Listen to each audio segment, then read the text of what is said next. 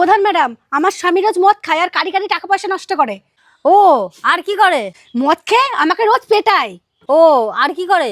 মদ খেয়ে চেঁচায় আর আমাকে খুব জ্বালাতন করে। তোমার স্বামী যেটা করেছে সেটা ঘোর অপরাধ। তোমার স্বামীকে আমি আম গাছে বেঁধে 20টা বেতের বাড়ির আদেশ দিলাম। প্রধান ম্যাডাম, আমি মদ খেয়ে যা না করি, আমার বউ মদ না খেয়ে তার থেকে বেশি কিছু করে। মানে? আমি না 100 টাকা বাংলার পেছনেই খরচা করি, আমার বউ তো রোজ 500 টাকা মেকআপের পেছনে খরচা করে। আমি যখন নেশায় থাকি 2-1 থাপুর নাই দিয়েই দিই, কিন্তু আমার যখন নেশা কেটে যায় তখন আমার বউ আমাকে আদা ছ্যাঁচার মতন ছ্যাঁচে। সারাদিন যা খ্যাচখ্যাচ করে মনে হয় সংসার ছেড়ে সন্ন্যাসী হয়ে যায়।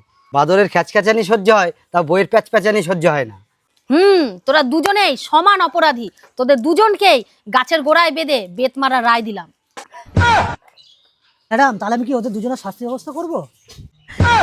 না না না ম্যাডাম, আমার বরের উপরে আমার কোনো অভিযোগ নেই। চলো বর, চলো, আমরা খুব ভালো আছি। চলো না না, আমি যাবো না, আমি শাস্তি নেবো। না না ম্যাডাম, আমি যাবো না, আমি শাস্তি নেবো। না না, আমি যাবো না, আমি শাস্তি নেবো।